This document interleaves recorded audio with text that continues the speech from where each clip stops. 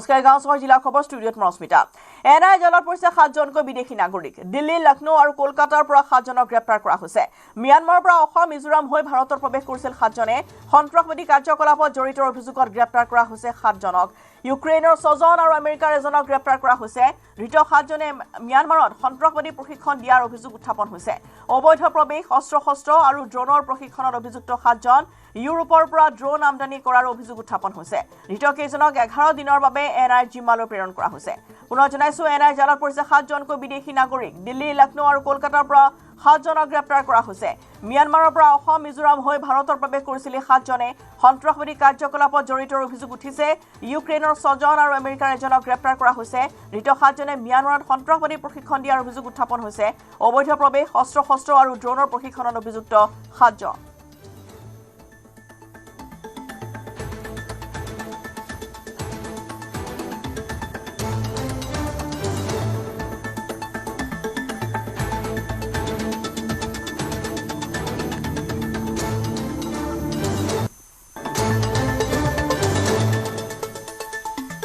এই প্ৰবলেমটো মিয়ানমাৰত যিমান আছে তাতকৈ অলপ কম পৰিমাণে হ'লেও উত্তৰ পূবত কিন্তু আছে অসমতো আছে গতিকে মিয়ানমাৰৰ পৰিস্থিতি যদি অশান্ত হৈ যায় তাত যদি বিভিন্ন ট্ৰেইনিং ইনষ্টিটিউট যিবিলাক আগতেও আছিলে কিন্তু দেই এতিয়াও আছে আগতেও আছে তো সেইবিলাকত যদি ভালদৰে মিয়ানমাৰ গভৰ্ণমেণ্টে কণ্ট্ৰল আনিব নোৱাৰে নিয়ন্ত্ৰণ কৰিব নোৱাৰে তেনেহ'লে উত্তৰ পূবৰ কাৰণেও আৰু অসমৰ কাৰণেও এটা চেলেঞ্জ হৈ পৰিব পাৰে আৰু এইটো ইতিমধ্যে হৈছেও নতুনকৈ হয়তো আকৌ নতুন চেলেঞ্জ কিছুমান আহিব পাৰে যেহেতু আমাৰ ইয়াত থকা বা উত্তৰ পূবত থকা যিসকল জাতি জনগোষ্ঠী বিশেষকৈ মণিপুৰত যিবিলাক ঘটনা হৈ গ'ল ইতিমধ্যে গতিকে সেই ঘটনাবোৰৰ পৰা আমি দেখিছোঁ যে এথনিক কমিউনিটিবিলাকৰ মাজত শান্তি এতিয়াও উত্তৰ পূবত হোৱা নাই বুজাবুজি হোৱা নাই আৰু ইয়াৰ মূল কাৰণ মই কিন্তু ভাবোঁ যে এইটো উন্নয়নৰ অভাৱ কাৰণ মানুহৰ হাতত যেতিয়ালৈকে কাম নাথাকে মই চাকৰি বুলিয়ে কোৱা নাই কাম নাথাকে কামৰ পৰিৱেশ নাথাকে তেতিয়ালৈকে এই ধৰণৰ অশান্তিকৰ পৰিস্থিতি এটা বিৰাজ কৰাৰ সম্পূৰ্ণ সম্ভাৱনা থাকে গতিকে মই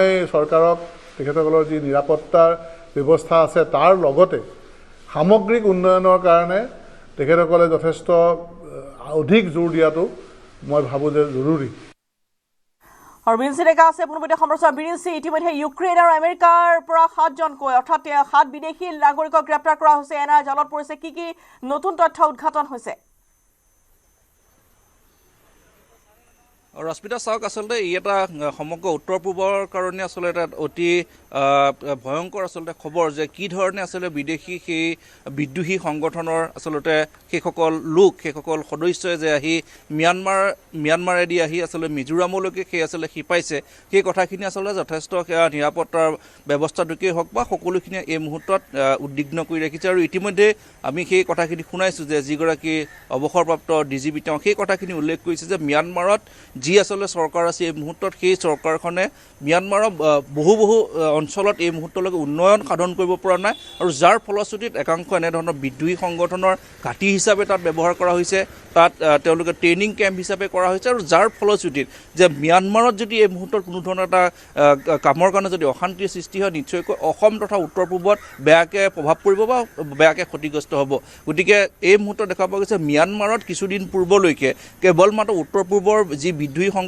সংগঠন আছে তেওঁলোকেহে তাত আছিল চেল্টাৰ লৈছিল বা তেওঁলোক তাত আছিল ট্ৰেইনিং কৰিছিল বা তেওঁলোকৰ মিটিং কৰিছিল কিন্তু এই মুহূৰ্তত যি অতি ভয়ংকৰ খবৰ যে এনআই জালত পৰিছে 7জনকৈ বিদেশী আচলতে লোক আৰু সেই লোকসকলে কি কাম কৰিব আছিল সেই কথাখিনি ইতিমধ্যে নিৰাপত্তা বাহিনীয়ে তেওঁলোকক জেৰা চলাই থকা হৈছে ইউৰোপীয়ান যি ড্ৰোন আচলতে তেওঁলোকৰ হাতৰ পৰা জব্দ কৰা হৈছে কোনো দেশৰ ইতিমধ্যে সেই এক্স ডিজিপিগৰাকী সেই কথাটোকে কৈছে যে কোনো দেশত যদি যুদ্ধ আৰম্ভ হয় তেতিয়াহ'লে অস্ত্ৰৰ ক্ৰয় বিক্ৰয়ৰ ক্ষেত্ৰত বিভিন্ন ধৰণে প্ৰভাৱ এটা পৰে আৰু সেই প্ৰভাৱটোৱে হয়তো সেই মিয়ানমাৰত পৰিছে হয়তো সেই সদস্যসকলে হয়তো অস্ত্ৰৰ সৰবৰাহৰ কাৰণে হয়তো তেওঁলোকে আহি মিয়ানমাৰত বাহৰ পাতিছিল আৰু যি আচলতে মিজোৰামলৈকে আহিছে গতিকে এই কথাখিনি আচলতে এই মুহূৰ্তত যথেষ্ট চিন্তনীয় নিৰাপত্তা যিসমূহ বাহিনী আছে সেই বাহিনীসমূহে এই ক্ষেত্ৰত অধিক কঠোৰ হ'বলগীয়া এই মুহূৰ্তত প্ৰয়োজন হৈ আহি পৰিছে কাৰণ মিয়ানমাৰৰ পৰা মিজোৰাম হৈ অসমত প্ৰৱেশ কৰিবলৈ বেছি সময়ৰ প্ৰয়োজন নহয় গতিকে সেইসকল বিদেশী বিদ্ৰোহীৰ লগত যদি লগ হৈ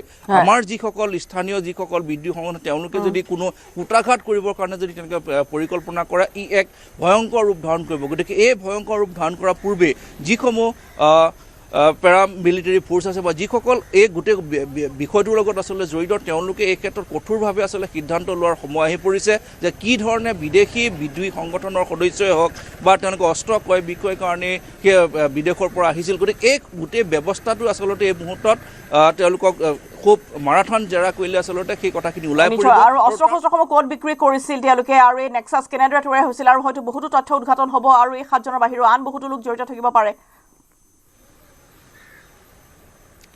নিশ্চয়কৈ ৰশ্মিতা এই মুহূৰ্তত আৰু এটা কথা আচলতে সংযোগ কৰিব খুজিম যে যি আচলতে NIA দলটোক আচলতে যিকেইগৰাকী বিষয়া আচলতে নেতৃত্ব দিছে তাত এগৰাকী অসম সন্তান আছে গতিকে সেইগৰাকী ব্যক্তিও যিহেতু সেই সমগ্ৰ বিষয়টো তেওঁ অসমৰ যিখিনি পৰিস্থিতি সেইখিনি তেওঁ ভালকৈ তেওঁ নখদৰ্পণত আছে গতিকে তেওঁই আচলতে সেই NIA দলটোক আচলতে নেতৃত্ব দিয়া আমি দেখিছোঁ গতিকে সেইগৰাকী বিষয়াই হয়তো এই কথাখিনি জানিব যে উত্তৰ পূব তথা অসমলৈকে কি ধৰণে ভয়ংকৰ ৰূপত আচলতে সেই সাতগৰাকী অভিযুক্ত বিদ্ৰোহীয়ে কি ধৰণে পৰিকল্পনা কৰিছিল বা তেওঁলোকৰ পৰিকল্পনা আছিল নেকি এই সমগ্ৰ বিষয়টোক লৈ যিহেতু NIA এই মুহূৰ্তত তেওঁলোকক জিম্মাত লৈ মাৰাথন যিহেতু জেৰা চলাইছে হয়তো আৰু বহু তথ্য ওলাব ক'ত অস্ত্ৰ ক্ৰয় বিক্ৰয় কৰিছিল কেৱল মিজোৰামলৈকে আহিছিল নে অন্য কোনো প্ৰান্তৰ উত্তৰ পূবৰ অন্য কোনো প্ৰান্তলৈ আহি তেওঁলোক ঘূৰি গৈছে কাক লগ ধৰিছিল সেই সকলোখিনি কথা স্পষ্ট হৈ NIAৰ যি তদন্ত চলি আছে সেই NIA সেই তদন্তৰ প্ৰতিবেদন যি আহিব তাৰ পাছত গম পোৱা যাব সেই সকলোখিনি তথ্য নিশ্চয়কৈ ধন্যবাদ জনাইছোঁ আপোনালৈ আৰু এনেধৰণে আচলতে বহুতো তথ্য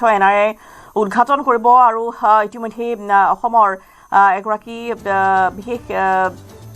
বিশেষ আৰক্ষীৰ তত্বাৱধানত এনেধৰণৰ আচলতে এই অভিযান চলিছিল বা অভিযান অব্যাহত আছে 7 বিদেশী নাগৰিক বৰ্তমানলৈকে গ্ৰেপ্তাৰ কৰা হৈছে আৰু সমান্তৰালভাৱে ম্যানমাৰৰ পৰা মিজোৰাম অসম হৈ ভাৰতৰ প্ৰৱেশ কৰিছিল এনেধৰণে এই সন্ত্ৰাসবাদী কাৰ্যকলাপত জড়িত অভিযোগত গ্ৰেপ্তাৰ কৰা 7 বিদেশী আৰু সমান্তৰালভাৱে অবৈধ অস্ত্ৰ শস্ত্ৰ তেওঁলোকে সৰবৰাহ কৰিছিল গতিকে সেই লৈ বৰ্তমান NIA তদন্ত অব্যাহত ৰাখিছে বা 11 দিনীয়া সেই জেৰাৰ অন্তত বহুতো আৰু নতুন তথ্য উদ্ঘাটন হোৱাৰ সম্ভাৱনা আছে যে ক'ত তেওঁলোকে অস্ত্ৰ শস্ত্ৰ বিক্ৰীৰ বাবে আনিছিল বা ড্ৰোন ইতিমধ্যে ক্ৰয় কৰাৰ অভিযোগ আছে ইউৰোপৰ পৰা ড্ৰোন আমদানি কৰাৰ অভিযোগ আছে গতিকে ক'ত কেনেধৰণে আচলতে তেওঁলোকে ড্ৰোনসমূহ আনি ক'ত কেনেধৰণে বিক্ৰীৰ ব্যৱস্থা কৰিছিল অস্ত্ৰ শস্ত্ৰ অবৈধ প্ৰৱেশ আৰু ড্ৰোনৰ প্ৰশিক্ষণ কেনেধৰণে লৈছিল সেই সকলোবোৰ তথ্য এই 11 দিনীয়া জেৰাৰ অন্তত প্ৰকাশ হোৱাৰ সম্ভাৱনা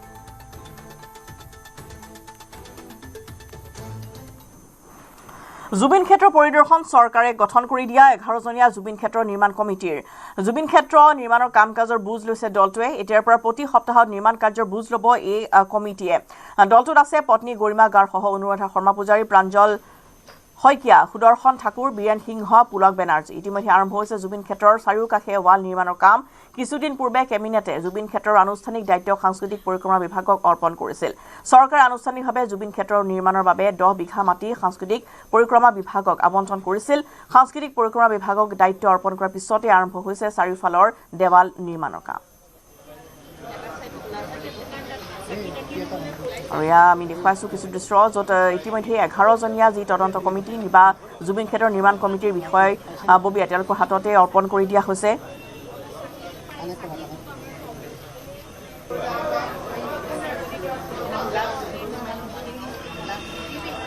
আৰু জুবিন ক্ষেত্ৰৰ নিৰ্মাণৰ কাম-কাজৰ বুজ লৈছে দলটোৱে এতিয়াৰ পৰা প্ৰতি সপ্তাহত নিৰ্মাণ কাৰ্যৰ বুজ ল'ব কমিটিয়ে দলটোত আছে পত্নী গৰিমা গাৰ সহ অনুৰাধা শৰ্মা পূজাৰী প্ৰাঞ্জল শইকীয়া সুদৰ্শন ঠাকুৰ বীৰেন সিংহ পুলক বেনাৰ্জী আৰু ইতিমধ্যে আৰম্ভ হৈছে জুবিন ক্ষেত্ৰৰ চাৰিওকাষে ৱাল নিৰ্মাণৰ কাম আৰু কিছুদিন পূৰ্বে কেবিনেটে জুবিন ক্ষেত্ৰৰ আনুষ্ঠানিক দায়িত্ব সাংস্কৃতিক পৰিক্ৰমা বিভাগক অৰ্পণ কৰিছিল আৰু চৰকাৰে আনুষ্ঠানিকভাৱে জুবিন ক্ষেত্ৰৰ নিৰ্মাণৰ বাবে 10 বিঘা মাটি সাংস্কৃতিক পৰিক্ৰমা বিভাগক আবণ্টন কৰিছিল মিউজিয়াম এটা লগত লাইব্ৰেৰী এটা আৰু এখন মুকলি মঞ্চ জুবিনৰ মানে যিসকল নতুন প্ৰজন্মৰ ল'ৰা ছোৱালী আছে সকলোৱে আহি যাতে তাত জুবিনৰ গীত মাত তেওঁলোকে পৰিৱেশন কৰিব পাৰে বা নিজৰ কিবা এটা গীত তেওঁলোকে বনাইছে কিবা এটা কবিতা লিখিছে সকলোৱে যাতে বা নাম প্ৰসংগ কৰিছে প্ৰাৰ্থনা সকলো যাতে কৰিব পাৰে সেই কথাবোৰ সোনকালে হ'ব লাগে আৰু তাতকৈ ডাঙৰ কথা সুৰক্ষিত কৰিবলৈ যে বাউণ্ডেৰী ৱালখনৰ কথা ইয়াত পানী নোসোমোৱাকৈ ৰাখিব পৰা কথা এই কথাখিনি আমি বহুদিনৰ পৰা কৈ আছিলোঁ আচলতে যিখিনি আমি কম্পনেণ্ট দিছোঁ সেইখিনি জেগাই জেগাই বহুৱাই এটা মানে এখন কি বুলি ক'ব সেইটো প্লেনিং এখন আমাক সকলোকে দেখুৱাওক, ৰাজহুৱা কৰক, সেইটো গোটেই অসমৰ ৰাইজে দেখক, আমি সকলোৱে দেখোঁ, আৰু তাৰপিছত আমি ক'ব পাৰিম যে এইটো দিশে হ'লে ভাল, এইটো দিশে হ'লে ভাল। মুখ্যমন্ত্ৰী গছি কেতিয়াও যাতে নুনুমাই সেই কথাটো কিন্তু বিৰাট মন দিব লাগিব। সেইটো একদম পৰিচালনা সমিতি যিয়ে থাকক, যেনেকৈ থাকক, সেইখিনি চাব লাগিব। আৰু চাকি বন্তি জ্বলোৱা এটা বেলেগ জেগা তেওঁলোকে সিফালে পূব দিশৰ পৰা নিৰ্মাণ কৰিছে। তাৰপিছত এই সকলো খোজকাঢ়িবলৈ জেগাখিনি ঠিক কৰি দিম বুলি কৈছে, পে'মেণ্ট মানে অস্থায়ীভাৱে। তাৰপিছত তেওঁলোকে কৈছে যে সেই মিউজিয়াম, লাইব্ৰেৰী আৰু মঞ্চখন ইয়াত বহিব পাৰে। যদি বহিব পাৰে সেই জেগাখিনি, তেতিয়াহ'লে তেওঁলোকে এটা নক্সা তৈয়াৰ কৰি আমাক সকলোকে দেখুৱাওক, ৰাজহুৱা কৰক সকলোৱে, আৰু যিমান পাৰি সোনকালে নিৰ্মাণ কৰক। এইখিনিতো এনেই কৰা হৈছিল তেতিয়া সেই দিনটোৰ কাৰণে। আজি ছমাহে এইটো ৰাখিব বুলি আমি কোনেও ভবা নাছিলোঁ আচলতে, আৰু তাত কেতিয়াও প্ৰটেক্টেড হৈ থাকিব নোৱাৰে। আৰু যিমানখিনি সামগ্ৰী আছে সেইখিনি আয়ুক্ত মহোদয়ে কৈছে, উপায়ুক্ত মহোদয়ে, যে সেইখিনি তেওঁলোকে সকলোখিনি ভিডিঅ' কৰি সকলো ৰাইজৰ সন্মুখত মানে খোলাখুলিকৈ এখন লিষ্ট বনাব আৰু সকলো ভিডিঅ' কৰি সকলো দেখুৱাব, আৰু সেইখিনি সুৰক্ষিত স্থানলৈ এতিয়া নিৰ্মাণ কাৰ্য সম্পন্ন হ'বৰ সময়ত সেইখিনি স্থানান্তৰিত কৰি সুৰক্ষিতভাৱে ৰাখিব। আৰু যেতিয়া ইয়াত মিউজিয়াম হ'ব তেতিয়া সকলোখিনি আকৌ তালৈ কমিটিয়ে ইতিমধ্যে যি বিষয় বিবাদত উপস্থিত হৈছে, গৰিমা খৰিকা গাৰ্গ উপস্থিত হৈছে গৈ, আৰু কেনেধৰণৰ এতিয়া চোৱা চিতা কৰা হৈছে, বা যিহেতু ৱাল নিৰ্মাণৰ কাম ইতিমধ্যে আৰম্ভ হোৱা বুলি জানিব পৰা গৈছে। বিষ্ণু, অকল ৱাল নিৰ্মাণৰ কামেই আৰম্ভ হোৱা নাই ৰশ্মিতা, ইয়াতে আচলতে কেইবাটাও গৃহ নিৰ্মাণ কৰা কাম আৰম্ভ হৈছে ইতিমধ্যে, আৰু দুটাকৈ গৃহ নিৰ্মাণ কাম ইয়াত আৰম্ভ হৈছে। আৰু এটা গৃহত জুবিন গাৰ্গৰ প্ৰতি শ্ৰদ্ধাঞ্জলি জনাবলৈ অহা যিসকল লোক আহে তেওঁলোকে তাত জুবিন গাৰ্গক শ্ৰদ্ধাঞ্জলি জনাব পাৰিব, আৰু সমান্তৰালভাৱে তাত তেওঁলোকে অনুৰাগী বা শুভাকাংক্ষীসকলে বিভিন্ন সা সামগ্ৰী লৈ আহে। আজিও আমি দেখা পাইছিলোঁ যে মাজুলীৰ দক্ষিণপাট সত্ৰৰ পৰা যি বিখ্যাত মুখা শিল্প, সেই মুখা লৈ আহিছে একাংশ লোক আহিছিলে, প্ৰায় ৭৫গৰাকী লোক আহিছিল জুবিন গাৰ্গৰ সমাধি জুবিন ক্ষেত্ৰলৈ, আৰু তেওঁলোকে আহি ইয়াত দি থৈ গৈছে। ঠিক এনেধৰণে বিভিন্ন স্থানৰ পৰা বিভিন্ন সময়ত অনুৰাগীসকল, শুভাকাংক্ষীসকল আহি জুবিন অনুৰাগীসকলে এনেধৰণে সামগ্ৰী প্ৰদান কৰি থৈ যায়। আৰু এই যিটো স্ক্ৰীণত দেখিছে এটা ঘৰ ত্ৰিপাল দি থোৱা আছে, এই ঘৰটো এদিন পূৰ্বে ধুমুহা বৰষুণত বিধ্বস্ত হৈ পৰিছিল, আৰু ভিতৰত পানী পৰি যথেষ্ট সামগ্ৰী নষ্ট হৈছিল, যাৰ পৰিপ্ৰেক্ষিতত ছমাহ উকলি গ'ল, কিন্তু আজিলৈকে এটা স্থায়ী ঘৰ নিৰ্মাণ নকৰিলে, যাৰ বাবে বিভিন্ন প্ৰতিক্ৰিয়াৰ সৃষ্টি হৈছিল। আৰু অৱশেষত দেখা গ'ল যে প্ৰশাসন তৎপৰ হ'ল, অসম চৰকাৰৰ সাংস্কৃতিক বিভাগ তৎপৰ হ'ল, আৰু তেওঁলোকে কাষতে দুটা গৃহ নিৰ্মাণৰ বাবে প্ৰস্তুতি চলাইছে। আৰু যি জুবিন ক্ষেত্ৰৰ চৌহদৰ যি দেৱাল আছে, সেই দেৱাল নিৰ্মাণৰ কাম এতিয়া দ্ৰুতগতিত আৰম্ভ হৈছে। অৰ্থাৎ দুদিনৰ ভিতৰত হয়তো এই যি দেৱাল, দুদিনৰ ভিতৰত এই যিটা বাসগৃহ অস্থায়ীভাৱে বনালেও, নিৰ্মাণ কৰিলেও সাময়িকভাৱে তেওঁলোকে সম্পূৰ্ণ কৰি তুলিব। আৰু বৰ্তমানৰ যি দুটা গৃহ আছে সেই গৃহ দুটা পৰৱৰ্তী সময়ত সম্পূৰ্ণ কৰিব। আৰু এই মুহূৰ্তত আপোনাৰ সৈতে অকণমান কথা পাতিম। এগৰাকী ব্যক্তি আছে, তেওঁ জুবিন গাৰ্গৰ এই জুবিন ক্ষেত্ৰৰ এই অৱস্থা দেখি তেওঁলোকে এখন গাড়ীত, ট্ৰাকত টেণ্টৰ বহু সামগ্ৰী লৈ আহিছে। আপোনালোকৰ পৰিকল্পনা কি, ক'ৰ পৰা কেনেধৰণে টেণ্ট আপোনালোকে ইয়াত স্থাপন কৰিব? বিশেষকৈ যোৱাকালি দৃশ্যটো দেখি বহুত বেয়া লাগিলে। আমি বহুত দূৰত আছিলোঁ, প্ৰকৃতি প্ৰেমী অৰুণাচলত গৈ আছিলোঁগৈ। তাৰ পৰা ফেচবুকত যেতিয়া ত্ৰিপাল লগাই থকা দেখা পালোঁ, তাৰপিছতো ৰখিব নোৱাৰিলোঁ। তেতিয়া লগে লগে মই ৰাবুদাক ফোন কৰি, ৰাবুদা কিবা এটা কৰিব লাগিব, এনেকেতো আৰু মানুহখিনি যথেষ্ট কষ্ট হ'ব দেখা পাইছোঁ। বৰষুণ দিলে বোকা পানী হয়, টেকনিকেল কিবা টেকনিকেল ফলটো তেনেকৈ নহয়। এটলিষ্ট এই ৰাস্তাখিনি মানুহে অহা যোৱা কৰিব পৰা, চাকি বন্তিখিনি যাতে নুমাই নাযাওক, আমাৰ যাতে আমাৰ সামগ্ৰীখিনি যোনসকল গিফ্ট উপহাৰ আহিছে, উপহাৰখিনি যাতে সংৰক্ষণ কৰে, তেনেকুৱা ধৰণৰ এটা ব্যৱস্থা কৰি দিব লাগিছিলে। ছমাহটো নালাগে। তেওঁলোকেতো প্ৰশাসনেতো যেতিয়াই কোনোবা ডাঙৰ মন্ত্ৰী বিধায়ক আহে বা প্ৰাইম মিনিষ্টাৰ আহে, 2 দিনৰ ভিতৰতে খানাপাৰা নিচিনা এটা জেগা 2 দিনৰ ভিতৰত বনি যায়। আৰু মইতো নাভাবোঁ ইয়াতে PWD এনেই ফ্ৰীকে কাম কৰি দিয়ে, তেনেকুৱাতো নাভাবোঁ। যিহেতু আমি এইটো প্ৰশাসনিক ব্যৱস্থাই এইটো দায়িত্ব লৈ থৈছে, আমাৰ এখন কমিটি আছে বুলি কোৱা শুনিছোঁ। তেওঁলোকে যেতিয়া ইমান কিয় গাফিলতি কৰিলে, সেইকাৰণে কালি বহুত খং উঠিছে। কালি গোটেই ৰাতি আমি যিহেতু আমাৰ আৰু বন্ধু বান্ধৱ, আমি লখিমপুৰত আমি যোৱাকালি ৰাতিয়ে ট্ৰাক লোড কৰি আমি লখিমপুৰৰ পৰা চিধা ইয়াত পাইছোঁ। কি আনিছে?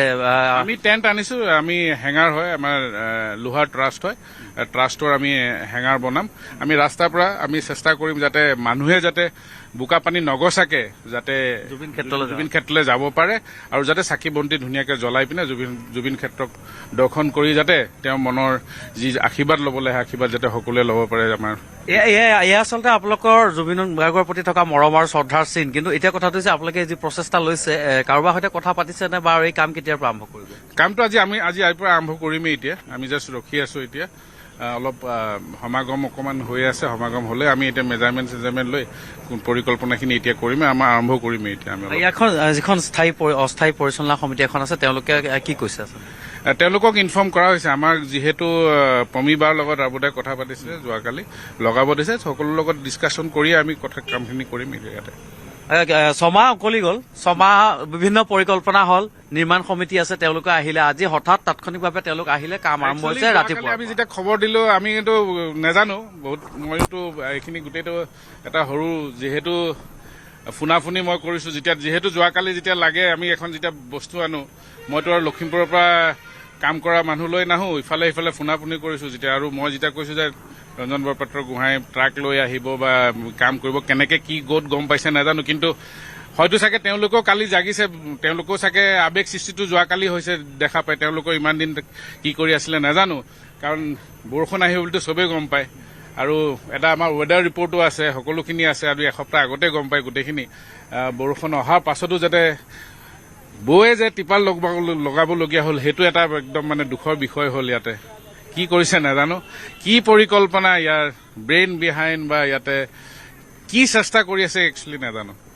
যি নহওক আপোনালোকে নিশ্চয় প্ৰশংসাৰ পাত্ৰ, কাৰণ আপোনালোকে চিন্তা কৰিছে ব্যক্তিগতভাৱে এনেধৰণৰ এটা টেণ্ট কৰিব য'ত অনুৰাগী আহিব, শুভাকাংক্ষীসকল আহিব, তেওঁলোক আহিলে যাতে অসুবিধাৰ সন্মুখীন নহয়। কিন্তু নিশ্চিতভাৱে ছমাহ উকলি যোৱাটো চিন্তনীয় বিষয়। এখন সমিতি আছে, তেওঁলোকে তদাৰক কৰি আছে, অসম চৰকাৰৰ সাংস্কৃতিক বিভাগ আছে, প্ৰশাসন আছে, চৰকাৰ আছে।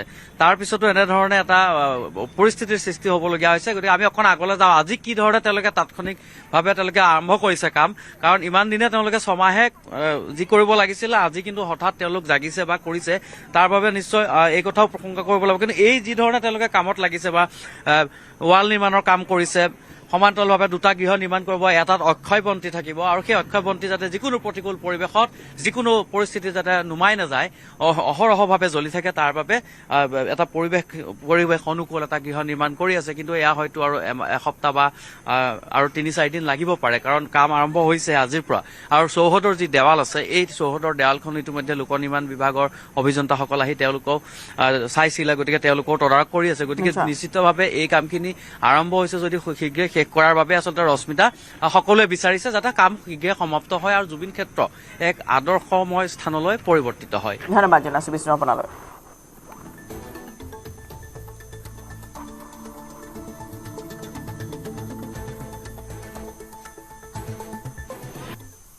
এইটো হঠাৎ তৎপৰ হোৱা কথা নহয়। যিদিনাৰ পৰা এই অন্ত্যেষ্টিক্ৰিয়া সম্পন্ন হৈছে সেইদিনাৰ পৰাই দায়িত্বশীলভাৱে গোটেই কামখিনি কৰি থকা হৈছে, আৰু সেইবাবে আজি এই পৰ্যায়লৈকে আহি পাইছে সুন্দৰভাৱে। অন্ত্যেষ্টিক্ৰিয়াৰ যিখিনি স্থান সেইখিনি আপোনালোকে দেখিছে সুন্দৰভাৱে নিৰ্মিত হৈছে, আৰু বাকীখিনি কামো আনুষংগিকভাৱে সম্পন্ন হৈ আছে আৰু হৈ যাব। আৰু ইতিমধ্যে স্থায়ী কৰ্ম হিচাপে প্ৰথম পৰ্যায়ত যিটো 4 সীমাৰ দেৱাল নিৰ্মাণৰ কাম, সেইটো ইতিমধ্যে আৰম্ভ হৈছে আৰু সেইটো অতি শীঘ্ৰে সম্পন্ন।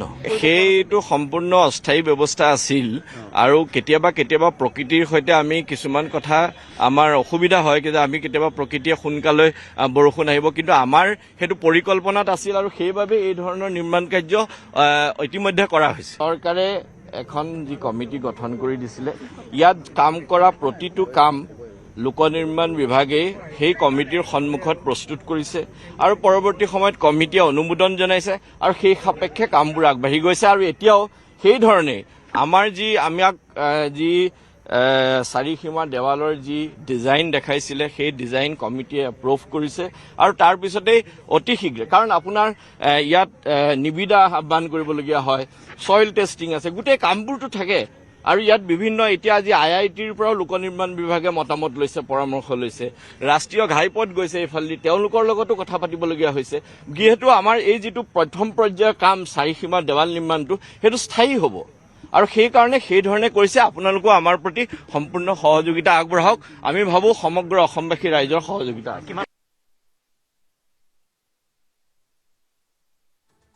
এই গোটেইখিনি মানুহ গোট খুৱাই কামটো সলিড কামটো আগবঢ়াবৰ কাৰণে কিছু সময় লাগিছে ডেফিনেটলি। মই নিজেই এই কামটোত মই সিদিনাখনো কৈছোঁ যে কনষ্ট্ৰাকশ্যন আৰম্ভ হোৱাৰ লগে লগে আমি কিন্তু চাবলৈ যাম। এতিয়া ভাবিবলৈ বহুত কথাই আছে, কিন্তু কামটো হ'ব লাগে। ইয়াৰ ডেভেলপমেণ্টটো এইটোত আপোনালোকে চাব, গম পাব ইয়াৰ ডেভেলপমেণ্টটো কেইদিনত হয়। আমি সুধিছোঁ কেইদিনত হয়, কাৰণ টেকনিকেল কথাবিলাক তেওঁলোকে জানে। তেওঁলোকে 6টা মাহ মই ইণ্ডিভিজুৱেলি প্ৰাঞ্জল শইকীয়া হিচাপে মই একো ক'ব নোৱাৰোঁ। তাত এটা গোটেই কমিটি এটা আছে, গোটেই কমিটিতে লগ হৈ পেলাই কথাটো ক'ব লাগিব। 6টা মাহ কিয় লাগিলে, তাৰ টেকনিকেল প্ৰব্লেম কি আছে, এইটো এতিয়া মই প্ৰাঞ্জল শইকীয়া কেনেকৈ ক'ম। আমি 3 দিনৰ পিছত আহিম, এইটো সম্পূৰ্ণ কিমান আগবাঢ়িছে কামটো চাবলৈ। আমি এটা সপ্তাহে আহি থাকিম। এমাহ পাৰ হৈ গ'লে যে আমি ক'ব পাৰিম যে নাও ইটছ উই কেন চে দ্য ট্ৰুথ। কি হ'ব কংক্ৰিট কিবা এটা আমি কথা হয়তো তেতিয়া ক'ব পাৰিম। মধ্যপ্ৰদেশৰ দতিয়াত মুখ্যমন্ত্ৰী হিমন্ত বিশ্ব শৰ্মা আজি পুৱা পীতাম্বৰ পীঠত উপস্থিত হয় মুখ্যমন্ত্ৰীগৰাকী। পীতাম্বৰ পীঠত পূজা অৰ্চনা কৰে মুখ্যমন্ত্ৰী হিমন্ত বিশ্ব শৰ্মাই। আশীষ গ্ৰহণ কৰে বাবা মহাদেৱ আৰু আই বগলামুখীৰ।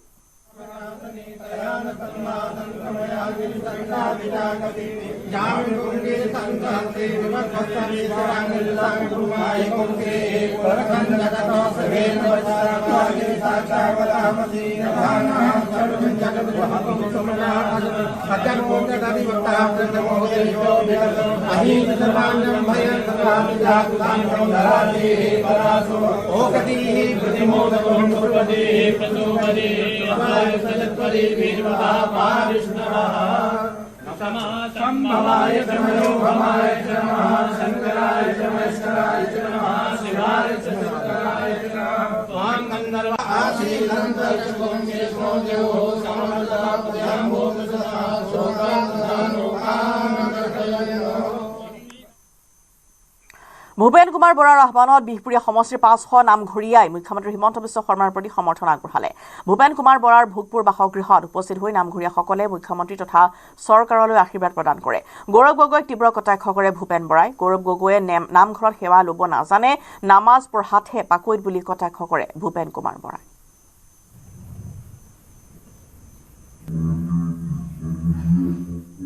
তেখেতৰ পৰা সকলোকে জানিবলৈ যাম।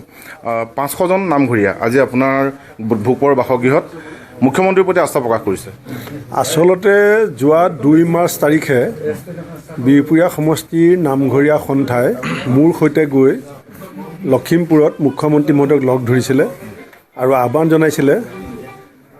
আহ্বান জনাইছিলে যে নামঘৰীয়াসকলৰ আৰ্থিক দিশটো অত্যন্ত দুৰ্বল, গতিকে তেখেতসকলক ভৱিষ্যতে যেতিয়া তেখেত পৰৱৰ্তী মুখ্যমন্ত্ৰী হ'ব তাত চাব লাগে আৰু তেখেতসকলে হিমন্ত বিশ্ব শৰ্মা ডাঙৰীয়াক পৰৱৰ্তী মুখ্যমন্ত্ৰী হোৱাত নামঘৰে ঘূৰি নামঘৰীয়াসকলক সংগঠিত কৰিব। তেতিয়া মুখ্যমন্ত্ৰীগৰাকী আৱেগিক হৈ পেলাই মোক কৈছিলে যে বিহপুৰীয়া সমষ্টিৰ নামঘৰীয়াসকলক মই নিশ্চিতভাৱে আগতীয়াকৈ সহায় কৰিম আৰু অসমৰ নামঘৰীয়াসকলক আমি পৰৱৰ্তী চৰকাৰ গঠন কৰাৰ পাছত এটা কিবা আমি আঁচনি এখন তেওঁলোকৰ সপক্ষেও গ্ৰহণ কৰিম। আৰু সেই কথাটো আমাৰ নামঘৰীয়াসকলে গম পোৱাৰ কাৰণে তেখেতসকলে মুখ্যমন্ত্ৰী মহোদয়ক তেখেতসকলৰ যিটো আস্থা আৰু বিশ্বাস সেইটো প্ৰকট কৰিবৰ কাৰণে মোক কৈছিলে যে আপোনাৰ ঘৰতে আমি গোট খাম। আৰু সেইকাৰণে আজি প্ৰায় 500 গৰাকী নামঘৰীয়া আমাৰ ঘৰত গোট খাইছিল। মুখ্যমন্ত্ৰী ডাঙৰীয়াৰ বাৰ্তা যিটো আছিলে সেইটো মই তেওঁলোকক দিছোঁ আৰু তেওঁলোকৰ ৰাজহুৱাভাৱে মুখ্যমন্ত্ৰী ডাঙৰীয়াৰ সমৰ্থনত বাৰ্তা দিছে আৰু লগতে তেখেতসকলে সিদ্ধান্ত লৈছে যে অসমৰ বিভিন্ন প্ৰান্তলৈ তেখেতসকলে নামঘৰীয়াসকলক সংগঠিত কৰিবলৈ এই 500 গৰাকী নামঘৰীয়া ওলাই যাব। হয়, নামঘৰীয়া মানে এখন সমাজ, কেৱল এজন ব্যক্তি বিশেষ নহয়। এজন নামঘৰীয়া মানে এটা নামঘৰ জড়িত থাকে, এখন সমাজ জড়িত থাকে। নিশ্চিতভাৱে সেইফালৰ পৰা আপুনি আশীৰ্বাদ ভালকৈ পাইছে আজি। চাওক, এইটো বহুতে অনুভৱ কৰিব নোৱাৰিব যে মহাপুৰুষ শ্ৰীমন্ত শংকৰদেৱ, মহাপুৰুষ শ্ৰীমন্ত মাধৱদেৱে যি নামঘৰ প্ৰতিষ্ঠা কৰিছিলে সেই নামঘৰৰ চেহেৰা এতিয়া বহুত সলনি হ'ল। আগতে আমাৰ নামঘৰত খেৰ আছিলে, এতিয়া তাত টিংপাত লাগিল, শালগছৰ খুঁটা আছিলে, এতিয়া পকা খুঁটা হ'ল, মজিয়াখন এতিয়া মাৰ্বল টাইলছ লাগিল। কিন্তু গুৰুজনাই জ্বলোৱা মাটি চাকি গৈছে। আজি যে 577 বছৰ যে জীয়াই আছে, জ্বলি আছে, সেইটো ইমান বিজ্ঞানৰ হেল'জেন লাইট আহিলে, টিউব লাইট আহিলে, বাল্ব আহিলে, টুনি লাইট আহিলে, তাৰপাছতো যে আমাৰ নামঘৰত সেই আমাৰ যিটো বন্তি গৈছে জ্বলাই ৰাখিছে এই নামঘৰীয়াসকলে। সেই কথাটো মুখ্যমন্ত্ৰী মহোদয়ৰ লগত যেতিয়া আমি আলোচনা কৰিছিলোঁ তেতিয়া তেখেতে কৈছিলে যে মই পৰৱৰ্তী চৰকাৰ হ'লে নামঘৰীয়াসকলকো আমি সামৰি ল'ম আৰু সেইকাৰণে তেওঁলোক আপ্লুত হৈ পেলাই আজি গোট খাই পেলাই ৰাজহুৱাভাৱে 500গৰাকী নামঘৰীয়াই সমৰ্থন ব্যক্ত কৰিছে আৰু তেখেতসকলে মুখ্যমন্ত্ৰীৰ সপক্ষে ৰাজ্যখনৰ নামঘৰীয়াসকলক সংগঠিত কৰিবলৈ চেষ্টা কৰিব বুলি আমাক জনাইছে। দেখা পোৱা যায় কালিও গৌৰৱ গগৈ বিহপুৰীয়া সমষ্টি ভ্ৰমণ কৰি গ'ল, বহুকেইটা নামঘৰ অতিক্ৰম কৰি গুচি গ'ল, মূৰ নোদোৱালে, কি ক'ব? গৌৰৱ গগৈটো নামাজ পঢ়ি ভাল পায়, তেওঁতো নামাজৰ তেওঁ এজন বিশেষজ্ঞ। বহুত আমাৰ মছজিদৰ ইমামসকলেও তেওঁৰ সৈতে চাগিলে নামাজত ফেৰ মাৰিব নোৱাৰিব, গতিকে তেওঁ নামাজত আছে, আমি নামঘৰতো আছোঁ, নামাজতো আছোঁ, সকলো ধৰ্ম সমভাৱত আছোঁ, কিন্তু গৌৰৱ গগৈ হৈছে নামাজ। এই আছিল ভূপেন কুমাৰ বৰা। মই পুনৰ কৈছোঁ যে আজি ভূপেন কুমাৰ বৰাৰ আহ্বানক্ৰমে মুখ্যমন্ত্ৰী ডক্টৰ হিমন্ত বিশ্ব শৰ্মালৈ কেৱল বিহপুৰীয়া সমষ্টিৰ 500জনকৈ নামঘৰীয়াই সম্পূৰ্ণ প্ৰত্যক্ষভাৱে আস্থা প্ৰকাশ কৰিছে আৰু পৰৱৰ্তী সময়ত তেখেতৰ লগত মুখ্যমন্ত্ৰী হিমন্ত বিশ্ব শৰ্মাৰ কাম কাজত তেওঁলোকে প্ৰত্যক্ষভাৱে সহায় কৰিম বুলি ইতিমধ্যে কথা দিছে। নামভৰ্তিৰ মাচুল হ্ৰাসৰ দাবীত গুৱাহাটী বিশ্ববিদ্যালয় চৌহদত শিক্ষাৰ্থীৰ আমৰণ অনশন। অনশনৰত অৱস্থাত হঠাতে অসুস্থ হৈ পৰিছে এগৰাকী ছাত্ৰী। সোমবাৰৰ পৰা আমৰণ অনশনত বহিছিল শিক্ষাৰ্থীসকল। সোমবাৰৰ পৰা অনশন প্ৰতিবাদ সাব্যস্ত কৰাৰ পিছত আজিও কৰ্তৃপক্ষই সমাধান সূত্ৰ নিদিয়াত পঞ্জীয়কৰ কাৰ্যালয় ঘেৰাও কৰে শিক্ষাৰ্থীসকলে। শিক্ষাৰ্থীসকলৰ দাবী মানি নোলোৱাত ছাত্ৰ ছাত্ৰীসকলৰ উত্তাল প্ৰতিবাদ। FYIMP আৰু ছেল্ফ ফাইনেন্স পাঠ্যক্ৰমত অত্যাধিক মাচুল লোৱাৰ অভিযোগ শিক্ষাৰ্থীসকলৰ। মাচুল বৃদ্ধিৰ বাবে সাধাৰণ পৰিয়ালৰ শিক্ষাৰ্থীসকল উচ্চ শিক্ষা লাভৰ পৰা বঞ্চিত হোৱাৰো আশংকা ব্যক্ত কৰিছে শিক্ষাৰ্থীসকলে।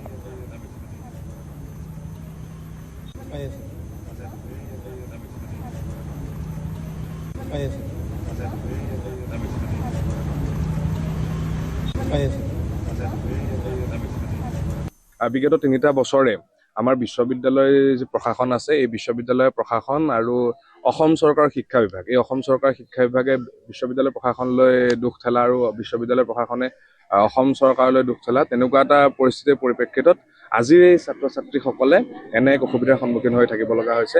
গতিকে এনে অসুবিধা যাতে অনাগত দিনলৈ হৈ নাথাকক, বিশ্ববিদ্যালয়ৰ যাতে ছাত্ৰ ছাত্ৰীসকলে এই যি পাঠ্যক্ৰম আছে এই পাঠ্যক্ৰমৰ পাঠ্য গ্ৰহণ কৰাৰ সুবিধা খুব কম মূল্যৰ বিনিময়ত লাভ কৰক বা বিনামূলীয়াকৈ লাভ কৰক, সেয়া আমাৰ দাবী আছে। গতিকে আগন্তুক দিনত আমাৰ এটা স্পষ্ট বাৰ্তা যে বিশ্ববিদ্যালয়ৰ ছাত্ৰ সমাজে যদিহে প্ৰাপ্য অধিকাৰৰ পৰা বঞ্চিত হৈ থাকে, নিশ্চিতভাৱে তেওঁলোকে প্ৰতিবাদী কাৰ্যসূচীৰে তেওঁলোকৰ যি অধিকাৰ সেই অধিকাৰ আজৰি আনিব। যোৰহাট ইঞ্জিনিয়াৰিং কলেজ চমুকৈ JECত আড়ম্বৰপূৰ্ণভাৱে আয়োজন কৰা বছৰেকীয়া অনুষ্ঠান ফনিক্সৰ শনিবাৰে নিশা অনুষ্ঠিত এক অনুষ্ঠানত ভয়ংকৰ কাজিয়াৰ সূত্ৰপাত হয়। JECৰ একাংশ ছাত্ৰ আৰু বাহিৰৰ একাংশ যুৱকৰ মাজত সংঘটিত হ'ল এই কাজিয়া। মাৰপিটৰ ঘটনাই ভয়ংকৰ ৰূপ ধাৰণ কৰিছে। একাংশ ছাত্ৰই এখন গাড়ীত আক্ৰমণ কৰি গাড়ীখন ভাঙি পেলোৱাৰ গুৰুতৰ অভিযোগ উঠিছে।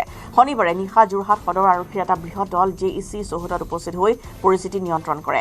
অসমৰ আগশাৰীৰ উচ্চ শিক্ষানুষ্ঠানখনৰ ভিতৰ চৰাত এনে উশৃংখল পৰিৱেশ দেখি স্তম্ভিত হৈ পৰে আৰক্ষী। ইয়াৰ পিছতে আইন শৃংখলা বিঘ্নিত হোৱাৰ আশংকাত আৰক্ষীৰ নিৰ্দেশত বাতিল কৰা হৈছে পৰৱৰ্তী অনুষ্ঠানসমূহ। বাতিল কৰা হয় গায়ক য়াছিৰ দেশাইৰ সংগীতৰ অনুষ্ঠান। আনহাতে শনিবাৰৰ ঘটনা সন্দৰ্ভত যোৰহাট সদৰ থানাত দাখিল কৰা এজাহাৰৰ ভিত্তিত আৰক্ষীয়ে গোচৰ ৰুজু কৰি তদন্ত আৰম্ভ কৰিছে। এই ঘটনাত জড়িত উদণ্ড ছাত্ৰসকলৰ ওপৰত কঠোৰ ব্যৱস্থা গ্ৰহণ কৰিবলৈ সচেতন ৰাইজে আৰক্ষীক আহ্বান জনাইছে।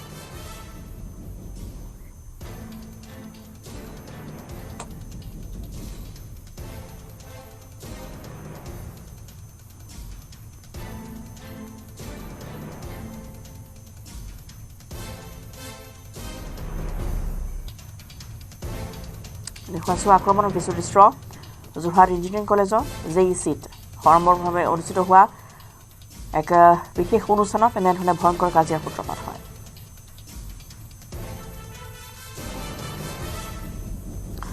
অৱশেষত ভাৰত পালেহি LPG কঢ়িয়াই অনা বৃহৎ জাহাজ। হৰমুজৰ প্ৰণালীৰ ৰণক্ষেত্ৰ পাৰ হৈ গুজৰাট পালেহি নন্দা দেৱী। 35 লাখ লোকক দিব পৰাকৈ LPG মজুত আছে নন্দা দেৱী জাহাজত। এই LPGৰে নাটনি কিছু অন্ত পৰাৰ আশংকা কৰা হৈছে। বৃহৎ জাহাজ আৰু LPG কঢ়িয়াই অনা এই বৃহৎ জাহাজখন অৱশেষত আহি পাইছেহি ভাৰত। হৰমুজ প্ৰণালীৰ ৰণক্ষেত্ৰ পাৰ হৈ গুজৰাট পালেহি নন্দা দেৱী। 35 লাখ লোকক দিব পৰাকৈ LPG মজুত আছে এই নন্দা দেৱী জাহাজখনত আৰু এই LPGৰে নাটনি কিছু অন্ত পৰাৰ আশা কৰা হৈছে।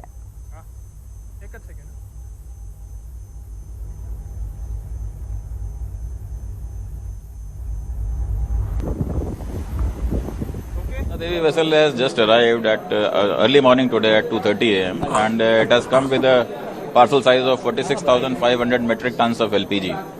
Now it has come here for ship-to-ship transfer. So, and this operation will take place in the anchorage area and the high seas. The daughter vessel is BW Birch, so that vessel has also arrived. The equipments for ship-to-ship transfer are being arranged by 1 o'clock in the afternoon. So it will be placed alongside and the operation will start at around 3. ভুৱা সিম কাৰ্ডক লৈ ৰাজ্যজুৰি CIDৰ cyber শাখাৰ অভিযান পুনৰ CIDৰ cyber আৰক্ষী জালত পৰিছে আন 3 অভিযুক্ত মৰিগাঁও লাহৰীঘাট নগাঁৱৰ পৰা গ্ৰেপ্তাৰ কৰা হৈছে কুখ্যাত 3 চাইবাৰ অপৰাধীক যুৱতী মহিলাসকলক টাৰ্গেট কৰিছিল চাইবাৰ চক্ৰটোৱে হস্ততাঁত বয়ন শিল্পত প্ৰশিক্ষণ দিয়াৰ প্ৰলোভনেৰে পান কাৰ্ড আধাৰ কাৰ্ড সংগ্ৰহ কৰিছে চক্ৰটোৱে আৰু সেই নথিপত্ৰৰে বিভিন্ন বেংকত চক্ৰটোৱে খোলে বেংক একাউণ্ট পৰৱৰ্তী সময়ত সেই বেংক একাউণ্টসমূহ চক্ৰটোৱে যোগান ধৰে বিভিন্ন চাইবাৰ অপৰাধী একাউণ্টসমূহত লেনদেন কৰে প্ৰবঞ্চনাৰে সংগ্ৰহ কৰা ধন ইতিমধ্যে ভুৱা সিম কাৰ্ড প্ৰস্তুত কৰা চক্ৰটোৰ বিৰুদ্ধে CIDৰ চাইবাৰ ৰুজু হৈছে গোচৰ বিভিন্ন প্ৰান্তত অভিযান চলাই চাইবাৰ আৰক্ষীয়ে চক্ৰটোৰ 5 জনকৈ সদস্যক গ্ৰেপ্তাৰ কৰিছে পুনৰ সোমবাৰে নিশা জেহেৰুল ইছলাম মেহদি আলম জিন্না আৰু গালিব ইজাজ আহমেদ জালত পৰিছে চাইবাৰ আৰক্ষীৰ বৰ্তমানলৈ ভুৱা সিম প্ৰস্তুত কৰা চক্ৰটোৰ 8 সদস্য জালত পৰিছে আৰক্ষীৰ আৰু ফোনত আছে বিৰিঞ্চি ডেকা বিৰিঞ্চি ভুৱা সিম কাৰ্ডক লৈ এবাৰ 3 অভিযুক্ত আৰক্ষীৰ জালত পৰিছে হস্পিটেল চাওক আচলতে যি হস্ততাঁত আৰু বয়ন শিল্পৰ যি ধৰণৰ আচলতে ট্ৰেইনিং দিয়ে সেই প্ৰশিক্ষণ দিয়াৰ নামত এই যি 8টাকৈ চাইবাৰ অপৰাধী জালত পৰিছে সেই চাইবাৰ অপৰাধীকেইটাই গাঁৱৰ বিভিন্ন যুৱতী মহিলাৰ পৰা আধাৰ নম্বৰ পেন কাৰ্ড এই ধৰণৰ তেওঁলোকে সংগ্ৰহ কৰে আৰু সেই সংগ্ৰহ কৰা সেই কাৰ্ডসমূহৰ জৰিয়তে তেওঁলোকে তেওঁলোকৰ নামত সিম কাৰ্ড উলিয়ায় আৰু সেই সিম কাৰ্ডসমূহ ব্যৱহাৰ কৰে তেওঁলোকে যিসমূহ ডিজিটেল এৰেষ্ট বা বিভিন্ন মানুহক চাইবাৰ ক্ৰাইমৰ জৰিয়তে যিসমূহ টকা আচলতে তেওঁলোকে সংগ্ৰহ কৰে সেই কোটি কোটি টকা সেইসমূহ একাউণ্টত জমা থয় আৰু যেতিয়া CIDয়ে যেতিয়া সমগ্ৰ বিষয়টোক লৈ এটা গোচৰ ৰুজু কৰি তদন্ত কৰিছিল তেতিয়া সেই সাধাৰণ লোকসকল বা সেই অসমীয়া যিসকল জীয়ৰী বোৱাৰী আছে তেওঁলোকৰ নামবিলাক পোহৰলৈ আহিছিলে তেওঁলোকৰ নামত সেই একাউণ্টসমূহ আছে গতিকে যেতিয়া তদন্তটো আগবাঢ়িল তেতিয়া ওলাই পৰিল যে লাহৰীঘাটৰ পৰা নিয়ন্ত্ৰণ হোৱা এই চাইবাৰ অপৰাধী চক্ৰটোৱে এই ধৰণে দীৰ্ঘদিনৰ পৰা চলাই আছিল গতিকে 8টাকৈ এই মুহূৰ্তলৈকে চাইবাৰ অপৰাধী গ্ৰেপ্তাৰ হৈছে কালি দিনটোত 3টা আৰু ইয়াৰ পূৰ্বে 5টা চাইবাৰ অপৰাধী গ্ৰেপ্তাৰ হৈছিল সেয়াত তেওঁলোকক চলাই থকা হৈছে আৰু ইয়াৰ মাষ্টাৰ মাইণ্ড আৰু কেইবাজনো আছে বুলি কোৱা হৈছে কিয়নো বিভিন্ন প্ৰান্তৰ নগাঁও বুলি কোৱা হৈছে লাহৰীঘাটৰ আৰু কেইবাজনো এই মুহূৰ্তত পলাতক হৈ আছে গতিকে দেখা পোৱা গৈছে একাংশ ভুক্তভোগী ইতিমধ্যে CIDলৈ তেওঁলোকে অহা যোৱা কৰি থাকিবলগীয়া হৈছে কিয়নো যিসমূহ একাউণ্ট তেওঁলোকে ব্যৱহাৰ কৰিছিল সেই একাউণ্টসমূহত বৃহৎ পৰিমাণৰ ধন সোমাইছিল কিন্তু তেওঁলোকে সেই ধনসমূহ যে তেওঁলোকৰ নামত একাউণ্ট খোলা আছে বা সেই তেওঁলোকৰ নামত যে সেই টকাসমূহ সোমাইছে তেওঁলোকে গম নাপায় যেতিয়া CIDয়ে তেওঁলোকক যেতিয়া সেই সোধপোছ কৰিল তেতিয়াহে ওলাই পৰিছে উৰহী গোচৰ গতিকে এই যি চাইবাৰ চক্ৰটো চলাই আছে তেওঁলোকৰ বহু সদস্য আছে যিসমূহ সদস্যই ৰাজ্যৰ ভিন্ন প্ৰান্তৰ পৰা এনেধৰণে বহু যুৱতী মহিলাৰ এই নথিপত্ৰ সংগ্ৰহ কৰি এই ধৰণে চাইবাৰ অপৰাধীৰ যি কাম কাজ সেই কাম কাজত সেইসমূহ তেওঁলোকে ব্যৱহাৰ কৰে গতিকে হয়তো CIDৰ আৰু জোৰদাৰ যি তদন্ত চলি আছে সেই তদন্ত আৰু বহুত বিস্ফোৰক তথ্য পোহৰ লোৱাৰ সম্ভাৱনা আছে ধন্যবাদ জনাইছো বিৰিঞ্চি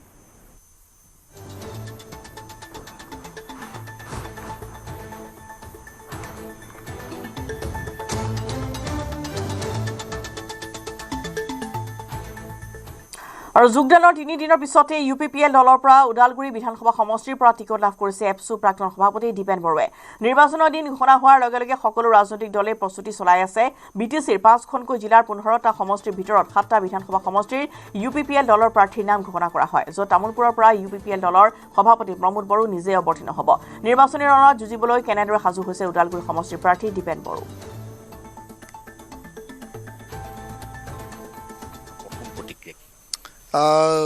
খুব ভাল এটা অনুভৱ আৰু ভাল এটা অভিজ্ঞতা এইটো ৰাজনীতিক সামাজিক জীৱনৰ এটা শুভাৰম্ভণি যোৱাকালি টিকেট মোক অৰ্পণ কৰিছে UPPL দলৰ শীৰ্ষ নেতৃত্বই কাৰণ 3 দিন আগতেহে মই UPPL দলত যোগদান কৰিছিলোঁ যদিও মই যোগদান কৰিছোঁ এতিয়াও বহুতো যিবিলাক বিষয় ৰাইজৰ লগত মোৰ আৰু পাতিব লগা আছে আৰু এই খণ্ডিখনত এটা ভাল অনুভৱ প্ৰমোদ বড়ো ডাঙৰীয়া দলৰ সন্মানীয় সভাপতি বৰ্তমান ৰাজ্যসভাৰ নৱনিৰ্বাচিত সাংসদ তেখেতক মই কৃতজ্ঞতা ধন্যবাদ যাচিছোঁ। জ্যেষ্ঠ নেতা উৰ্খাও গৰা ব্ৰহ্ম ডাঙৰীয়া, ৰণগৰা নাৰ্জাৰী ডাঙৰীয়া আৰু এই স্থানীয় ওদালগুৰি সমষ্টিৰ ৪৬ নং সমষ্টিৰ স্থানীয় বিধায়ক গোবিন্দ চন্দ্ৰ বসুমতাৰী ডাঙৰীয়াক মই ধন্যবাদ কৃতজ্ঞতা জনাইছোঁ। ৰাইজৰ আশা আকাংক্ষা মই পূৰণ কৰিবৰ কাৰণে ওলাই আহিছোঁ। সমাজ সেৱা, ৰাইজৰ সেৱা মোৰ পৰম ধৰ্ম। ২৫ লক্ষ বিটিয়াৰবাসী ৰাইজক মই ধন্যবাদ জনাইছোঁ। ওদালগুৰিবাসী ৰাইজৰ বড়ো, ৰাভা, অসমীয়া, বেংগলী, ভোজপুৰী, হিন্দীভাষী, সংখ্যালঘু মুছলমান, লগতে কোচ ৰাজবংশী, গোৰ্খা, অন্যান্য যিমান আছে জাতি জনগোষ্ঠী এই বিধানসভা সমষ্টিত সকলোকে সেৱা মই পৰম ধৰ্ম লৈ পেলাই আগবাঢ়িছোঁ। এজন যুৱ শক্তি, যুৱ নেতা হিচাপে মোৰ বহুত মন আছে সমাজ আৰু ৰাইজৰ কাৰণে কৰিবলৈ। এই কথাকে মই ৰাইজক কৈছোঁ, আহ্বান জনাইছোঁ। মোৰ প্ৰতি বিশ্বাস ৰাখত। মই আপোনালোকৰ কাৰণে ৰিস্ক লৈ আহিছোঁ। আপোনালোকৰ বিশ্বাস মোৰ অন্তৰত চুইছে, যিধৰণে মোক মৰম আশীৰ্বাদ দিছে। আৰু আগন্তুক দিনত ওদালগুৰি বিধানসভা সমষ্টি ১০০% জয়ী হ'ম। ইয়াত বিনা দ্বিধাই মই ক'ব পাৰোঁ ইয়াত কোনো প্ৰতিদ্বন্দ্বিতা নাই। যোনে প্ৰতিদ্বন্দ্বী কৰিব সেই প্ৰতিদ্বন্দ্বীৰ নাম মাত্ৰহে হ'ব, কিন্তু মোৰ জয়ী নিশ্চিত। হোজাই নিশা প্ৰচণ্ড ধুমুহা বৰষুণৰ তাণ্ডৱ। হোজাইৰ কেইবাটাও অঞ্চলত বিস্তৰ ক্ষতিসাধন। থেপলাগুৰি, কোমোৰাকাটা, ৰায়কটা, কেন্দুগুৰি, নভাঙা অঞ্চলৰ লোক ক্ষতিগ্ৰস্ত হয়। ঠায়ে ঠায়ে ভাঙি পৰিছে বিদ্যুৎ পৰিবাহী খুঁটা, গছ বাগৰি পৰি বহুকেইটা বিদ্যুৎ পৰিবাহী খুঁটা। ধুমুহা বৰষুণৰ পিছৰ পৰাই হোজাইত বিচ্ছিন্ন হৈ পৰিছে বিদ্যুৎ সংযোগ। যোৱাকালি ৰাতি ধুমুহা একদম 2টামান বজাত আহিছে। হঠাৎ আহিছে, একদম ঘৰ চৰ পুৰা উৰাই লৈ গ'ল। কি ক্ষতি হ'ল আপোনাৰ? বহুতখিনি। ঘৰৰ ভিতৰত একদম কাপোৰ কানি চব ভিজি গ'ল। চাউলো আছিলে, চাউল 3 মোনমান চাউল যোৱাকালি খুন্দাই কিনি আনিছিলোঁ, এইটো পুৰা পানীত ভিজি গ'ল পুৰা। আপোনাৰ ঘৰৰ টিঙত চব উৰি গ'ল? চব আছে ইয়াত, চাই লওক, পুৰা ওপৰৰ চাদি টানি চব উৰাই লৈ আহিছে।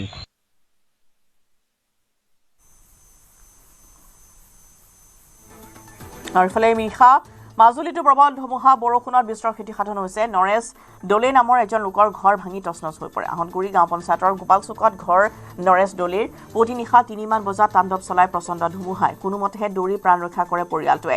চাংঘৰৰ তলত বান্ধি থোৱা এটা পশুধনৰ কৰুণ মৃত্যু হৈছে এই ঘটনা।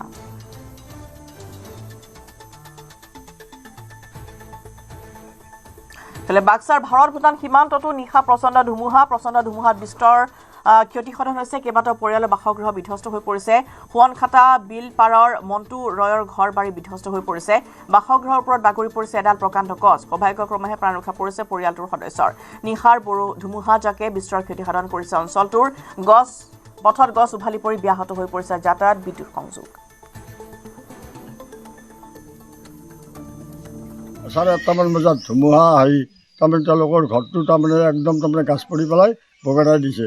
তেওঁলোকৰ ভিতৰত কিবা কৰিহে প্ৰাণ বচাইছে।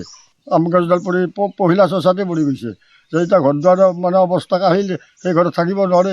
কিবা কৰিহে তাহোঁ পৰিয়ালে যিটো মনটো ৰয় টানি কিবা কৰিহে উলিয়াইছিল আৰু তাত চালপিৰাৰ তলৰ পৰা। আজি নতুন দিল্লীত বিজেপিৰ কোৰ কমিটিৰ বৈঠক। অসম পুডুচেৰী প্ৰাৰ্থী সন্দৰ্ভত অনুষ্ঠিত বিজেপি কোৰ কমিটিৰ গুৰুত্বপূৰ্ণ বৈঠক অনুষ্ঠিত। এই বৈঠকত এই পৰ্যন্ত উপস্থিত হৈছেগৈ মুখ্যমন্ত্ৰী হিমন্ত বিশ্ব শৰ্মা, কেন্দ্ৰীয় মন্ত্ৰী সৰ্বানন্দ সোণোৱাল, ৰাজ্যিক সভাপতি দিলীপ শইকীয়া।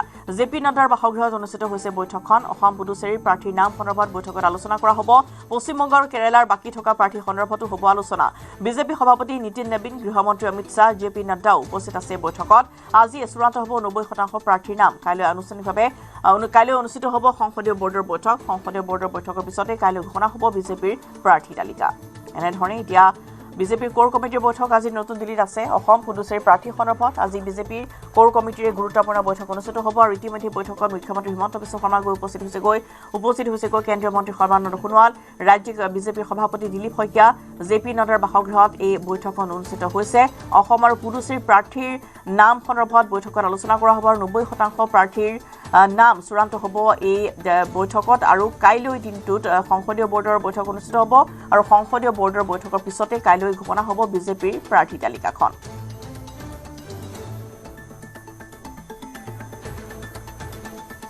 আৰু বিজেপিৰ প্ৰাৰ্থী তালিকা সকলো উৎসুকতাৰ অন্ত পৰিব কাইলৈৰ দিনটোত, যিহেতু কাইলৈ এই সংসদীয় বৰ্ডৰ যিখন বৈঠক আছে তাৰ পিছতে আচলতে বিজেপিৰ প্ৰাৰ্থী তালিকা ঘোষণা কৰা হ'ব হয়তো বিয়লিৰ ভাগলৈ যেটো আজি কোৰ কমিটিৰ গুৰুত্বপূৰ্ণ বৈঠক অনুষ্ঠিত হ'ব আৰু এই কোৰ কমিটিৰ বৈঠকতে বিজেপিৰ যিখন প্ৰাৰ্থী তালিকা অসমৰ পুডুচেৰী তাৰ 90% আজিৰ দিনটোত থিৰাং কৰা হ'ব বা চূড়ান্ত কৰা হ'ব আৰু কাইলৈৰ দিনটোত ঘোষণা কৰা হ'ব কাইলৈৰ দিনটোত পশ্চিমবংগ আৰু কেৰালাৰ বাকি থকা প্ৰাৰ্থীৰ সন্দৰ্ভত আলোচনা হ'ব আৰু কাইলৈৰ দিনটোত ঘোষণা কৰা হ'ব সেই প্ৰাৰ্থী তালিকাখন যেটো সংসদীয় বৰ্ডৰ বৈঠক কাইলৈ অনুষ্ঠিত হ'ব সংসদীয় বৰ্ডৰ বৈঠকৰ পিছতে বিজেপিৰ প্ৰাৰ্থী তালিকা কাইলৈ ঘোষণা কৰা হ'ব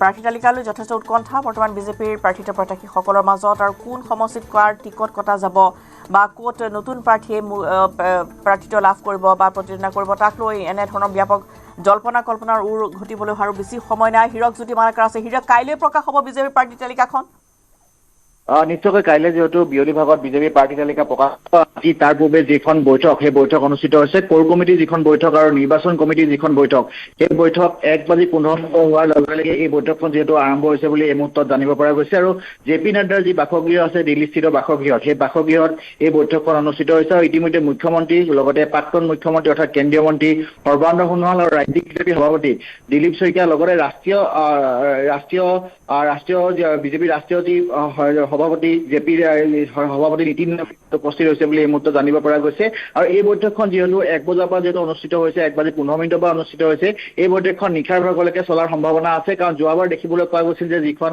বৈঠক হৈছিলে 2021 বৰ্ষত সেই বৈঠকখনো নিশাৰ ভাগলৈ চলিছিলে আজি যিহেতু যিবোৰ সমষ্টি প্ৰাৰ্থী পেনেল ইতিমধ্যে প্ৰস্তুত কৰা হৈছে সমষ্টি পুনৰ নিৰ্ধাৰণ কৰাৰ পিছত যেহেতু 5জনীয়া পেনেল প্ৰস্তুত কৰা হৈছিলে যিবোৰ সমষ্টি নতুনকৈ হৈছিলে বা নামাকৰণ হৈছিল বা নতুন সমষ্টি গঠন হৈছিলে আৰু তাৰ লগতে আন পুৰণা সমষ্টিবোৰ 3জনীয়া পেনেল প্ৰস্তুত কৰা হৈছিলে সেই টিকেট প্ৰত্যাশী যিসকল আছে সেই 3জনীয়া 5জনীয়া পেনেলত যিসকল টিকেট প্ৰত্যাশীয়ে স্থান লাভ কৰিছে তেওঁলোকৰ বিষয়ে আলোচনা কৰা হ'ব আৰু কোনজন আচলতে জয়ৰ সম্ভাৱনা থকা প্ৰাৰ্থী সেই জয়ৰ সম্ভাৱনা থকা প্ৰাৰ্থীকে টিকেট প্ৰদান কৰা হ'ব আৰু আজি যেহেতু 90% বা টিকেটৰ কাম সম্পূৰ্ণ হ'ব বাকী 10% বাকী থাকিব সংসদীয় বৰ্ডৰ অনুমোদন আৰু কালি যিখন বৈঠক হ'ব বিয়লি 4 বজাত সংসদীয় বৰ্ডৰ বৈঠক হ'ব তাত য'ত প্ৰধানমন্ত্ৰী উপস্থিত থাকিব প্ৰধানমন্ত্ৰীৰ অধ্যক্ষতাত যিখন সংসদীয় বৰ্ডৰ বৈঠক হ'ব সেই বৈঠকতে অন্তিমটো চিলমোহৰ মাৰা হ'ব অৰ্থাৎ বিজেপি সেইখনে হ'ব চূড়ান্ত তালিকা আৰু বিজেপি যিখন তালিকা হ'ব এইবাৰ বা যিটা সমষ্টিত বাকী যিকেইটা সমষ্টিত বিজেপিয়ে প্ৰতিদ্বন্দ্বিতা আগবঢ়াব সেই প্ৰতিদ্বন্দ্বিতা আগবঢ়াবলগীয়া সমষ্টিকেইটা একেদিনাখনেই একেখন তালিকাতে সম্পূৰ্ণ সমষ্টিৰ প্ৰাৰ্থীৰ যি তালিকা সেই তালিকা প্ৰকাশ কৰিব পূৰ্বে দেখিবলৈ পোৱা গৈছিল যে বিভিন্ন ধৰণৰ 2খন বা 3খন তালিকা প্ৰকাশ কৰিছিলে কিন্তু এবাৰ বিজেপিয়ে বিশেষকৈ দিন যথেষ্ট কম আছে সেইবাবে আজি কালি যিখন তালিকা প্ৰকাশ কৰিব সেই তালিকাখন এখন তালিকাতে সম্পূৰ্ণ নাম বা প্ৰতিজন সমষ্টি কোনটো সমষ্টি কোনজনে প্ৰাৰ্থিত্ব লাভ কৰিব সেই বিষয়ে উল্লেখ থাকিব আৰু বিশেষকৈ চৰ্চা লাভ কৰা হৈছে যে এইবাৰ যুৱ আৰু মহিলাক প্ৰাধান্য দিয়া হ'ব আৰু যুৱৰ মহিলা প্ৰাধান্য দিয়াৰ উদ্দেশ্যেৰে এইবাৰ চল্লিছটাকৈ সমষ্টিত হয়তো বিজেপি এবাৰ নতুন প্ৰাৰ্থী দিয়াৰ সম্ভাৱনা থাকে বা নতুন মুখক প্ৰাধান্য দিব পাৰে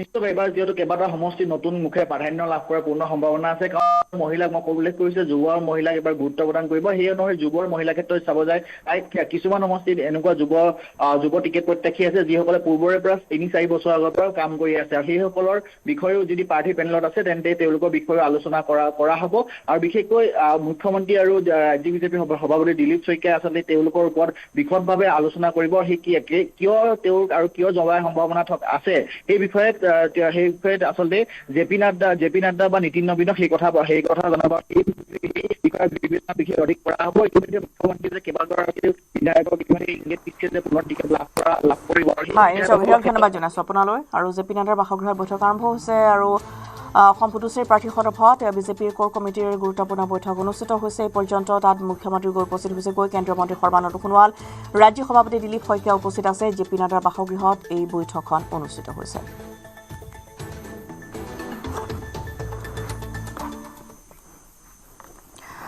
নামভৰ্তিৰ মাচুল হ্ৰাসৰ দাবীত গুৱাহাটী বিশ্ববিদ্যালয় চৌহদত শিক্ষাৰ্থীৰ আমৰণ অনশনত অৱস্থাত হঠাতে অসুস্থ হৈ পৰিছে এগৰাকী ছাত্ৰী সোমবাৰৰ পৰা আমৰণ অনশনত বহিছিল শিক্ষাৰ্থীসকল সোমবাৰৰ পৰা অনশন প্ৰতিবাদ সাব্যস্ত কৰাৰ পিছত আজিও কৰ্তৃপক্ষই সমাধান সূত্ৰ নিদিয়াত পঞ্জীয়কৰ কাৰ্যালয় ঘেৰাও কৰে শিক্ষাৰ্থীসকলৰ দাবী মানি নোলোৱাত ছাত্ৰ ছাত্ৰীসকলৰ উত্তাল প্ৰতিবাদী কাৰ্যসূচী ৰূপায়ণ কৰা হৈছে অত্যাধিক মাচুল লোৱাৰ অভিযোগ উত্থাপন কৰিছে শিক্ষাৰ্থীসকলে মাচুল বৃদ্ধিৰ বাবে সাধাৰণ পৰিয়ালৰ শিক্ষাৰ্থীসকল উচ্চ শিক্ষা লাভৰ পৰা বঞ্চিত হোৱাৰ আশংকা ব্যক্ত কৰিছে শিক্ষাৰ্থীসকলে।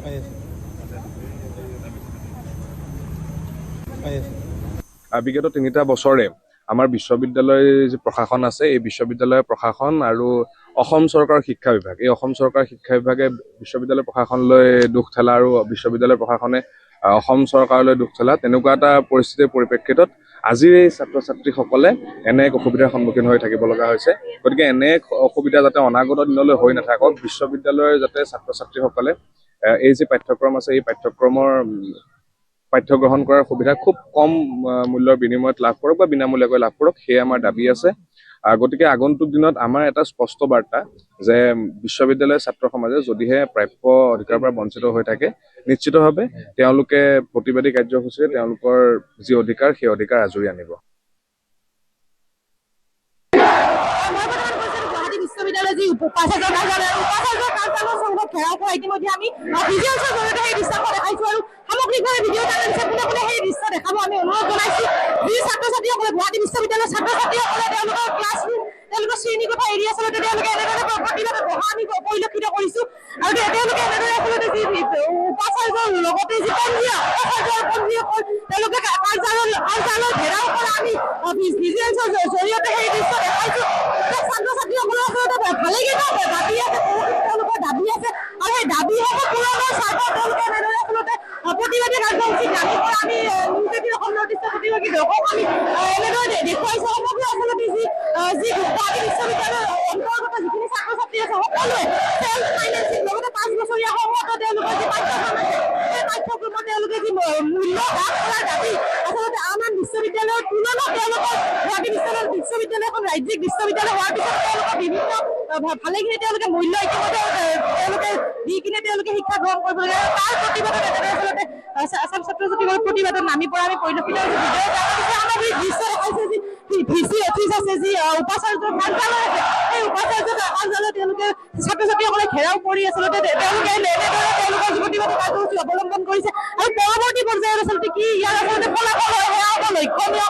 কাৰণ আচলতে যি পঞ্জীয়ক আৰু উপাচাৰ্য যে তেওঁলোকে ছাত্ৰ ছাত্ৰীসকলে ইতিমধ্যে জনাইছে তেওঁলোকৰ সমস্যা যদি চৰকাৰৰ ওচৰত জনায় চৰকাৰে উপাচাৰ্যৰ ওচৰত ঠেলি দিয়ে আৰু তেওঁলোকে উপাচাৰ্যৰ পৰা বিশ্ববিদ্যালয় কৰ্তৃপক্ষক যদি জনায় কৰ্তৃপক্ষই চৰকাৰৰ ওচৰত ঠেলি দিয়ে আৰু এই প্ৰতিবাদৰ অন্তত আচলতে কি তেওঁলোকে ফলাফল লাভ কৰিব সেয়া হ'ব লক্ষণীয়।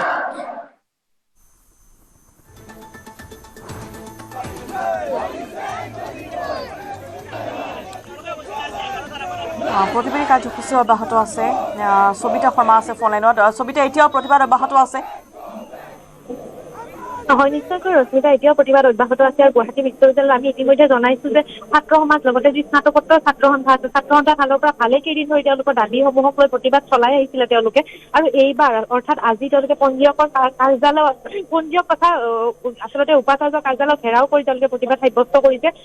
তেওঁলোকৰ আচলতে দাবীকেইটা যদি আমি একাধিক্ৰমে জনাওঁ তেওঁলোকৰ চলিত ষান্মাসিকৰ যি 5 বছৰীয়া সংযুক্ত স্নাতকোত্তৰ পাঠ্যক্ৰমৰ শিক্ষাৰ্থীসকল লগতে যি তেওঁলোকৰ আচলতে performing arts MBA MA BTech ইত্যাদিসমূহ পাঠ্যক্ৰমত তেওঁলোকে মাচুল হ্ৰাসক লৈ তেওঁলোকে আচলতে এনেধৰণৰ প্ৰতিবাদী কাৰ্যসূচী আচলতে তেওঁলোকে হাতত লৈছে আৰু যি অন্যান্য ইউনিভাৰ্চিটি অৰ্থাৎ বিশ্ববিদ্যালয়ৰ তুলনাত আচলতে গুৱাহাটী বিশ্ববিদ্যালয় এখন ৰাজ্যিক বিশ্ববিদ্যালয় হোৱাৰ পিছতো তেওঁলোকে ভালেখিনি পৰিমাণৰ মাচুল আচলতে তেওঁলোকে ভৰি শিক্ষা গ্ৰহণ কৰিব লগা হৈছে। লগতে তেওঁলোকে বিশ্ববিদ্যালয়ৰ ছাত্ৰাবাস আৰু ছাত্ৰী নিবাসসমূহতো বিদ্যমান বিভিন্ন সমস্যাৰ সমাধানক লৈ আচলতে তেওঁলোকে এনেধৰণৰ প্ৰতিবাদী কাৰ্যসূচী আচলতে ভালেকেইটা তেওঁলোকে হাতত লৈ আহিছে আৰু উল্লেখযোগ্য যে কালিৰে পৰা তেওঁলোকে আমৰণ অনশনত আন এটি আমৰণ অনশনত তেওঁলোকে শিক্ষাৰ্থীসকলে সেই আমৰণ অনশনৰ কাৰ্যসূচী হাতত লৈছিল। ইতিমধ্যে এই বাতৰি আমি ইতিমধ্যে আগবঢ়াইছো আৰু লগতে কিন্তু কৰ্তৃপক্ষ যি বিশ্ববিদ্যালয় কৰ্তৃপক্ষ আছে কৰ্তৃপক্ষৰ ফালৰ পৰা কোনো ধৰণৰ গুৰুত্ব দিয়া নাছিল। তেওঁলোকে ভালেকেইদিন ধৰি বিভিন্ন প্ৰতিবাদী কাৰ্যসূচী লগতে কালি যি হৈ যোৱা আমৰণ অনশনৰ কাৰ্যসূচীকো বিশ্ববিদ্যালয় কৰ্তৃপক্ষই গুৰুত্ব নিদিয়াত আজি আচলতে স্নাতকোত্তৰ ছাত্ৰ সন্থা লগতে বিশ্ববিদ্যালয়ৰ ছাত্ৰ সমাজে ওলাই আহে আৰু শিক্ষাৰ্থীসকলে ক্লাছৰুম এৰি আচলতে যি প্ৰতিবাদস্থলীত তেওঁলোকে নামি পৰিব লগা হয়। তেওঁলোকে আচলতে গুৱাহাটী বিশ্ববিদ্যালয় কপাই দিয়ে আচলতে এই প্ৰতিবাদৰ যোগেদি তেওঁলোকে টায়াৰ আচলতে জ্বলাই যি আচলতে প্ৰতিবাদী কাৰ্যসূচী হাতত লয় আৰু সৰ্বশেষত তেওঁলোকে যি উপাচাৰ্যৰ কাৰ্যালয় আছে উপাচাৰ্যৰ কাৰ্যালয়ৰ যি গেট ওফৰাই তেওঁলোকে ভিতৰলৈ প্ৰৱেশ কৰি আচলতে উপাচাৰ্যৰ লগত কথা পাতিবলৈ তেওঁলোকে যত্ন কৰে।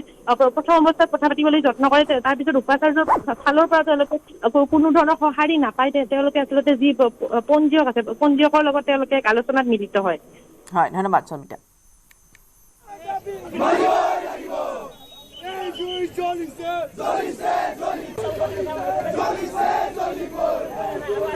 শুই থকা মানুহক জগাব পাৰি, কিন্তু যিখিনি মানুহে পুৱাই ভাওনা কৰে তেনেকুৱা মানুহক কেতিয়াও জগাব নোৱাৰি।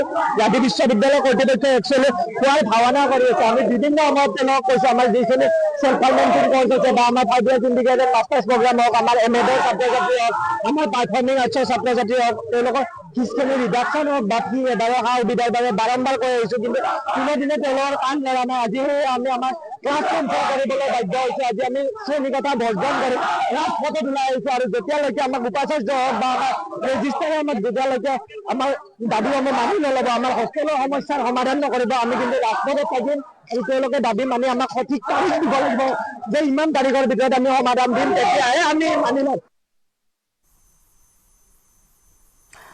আফগানিস্তানৰ কাবুলত পুনৰ পাকিস্তানৰ ভয়ংকৰ আক্ৰমণ। কাবুলৰ এটা ৰিহেব চেণ্টাৰত পাকিস্তানৰ এয়াৰ ষ্ট্ৰাইক। পাকিস্তানৰ এয়াৰ ষ্ট্ৰাইকত আফগানিস্তানৰ 4 শতাধিক লোকৰ মৃত্যু হৈছে। আহত 250ৰো অধিক লোকক ভৰ্তি কৰা হৈছে চিকিৎসালয়ত। সোমবাৰে নিশা কৰা আক্ৰমণত আফগানিস্তানত ব্যাপক ক্ষয়ক্ষতি হৈছে। আফগানিস্তানৰ স্বাস্থ্য মন্ত্ৰণালয়ৰ মুখপাত্ৰই প্ৰকাশ কৰিছে এই তথ্য।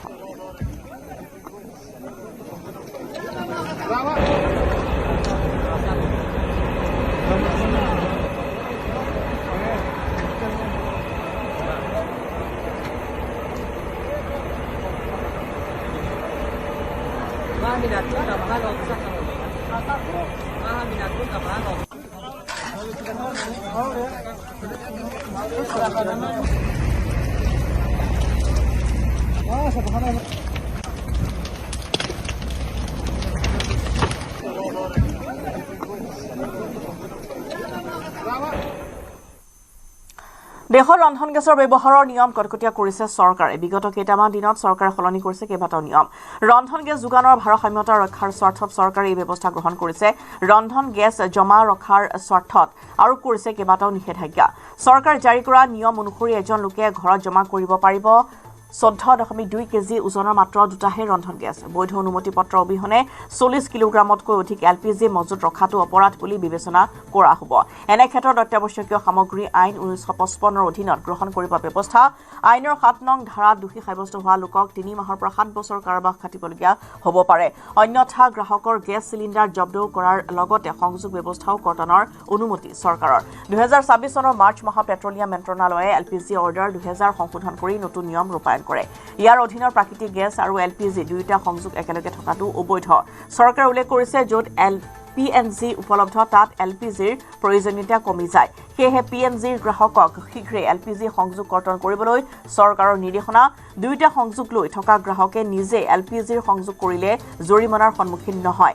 যদি কোনো অঞ্চলত অবৈধভাৱে বৃহৎ পৰিমাণৰ গেছ চিলিণ্ডাৰ মজুত কৰি ৰখাৰ তথ্য লাভ কৰে তেন্তে তৎক্ষণাত অভিযোগ দাখিল কৰিবলৈ ৰাইজক আহ্বান জনালে চৰকাৰে গেছৰ উপলব্ধতা বজাই ৰাখিবলৈ দেশবাসীক সজাগ হোৱাৰ আহ্বান দেশৰ পেট্ৰলিয়াম মন্ত্ৰণালয়ৰ।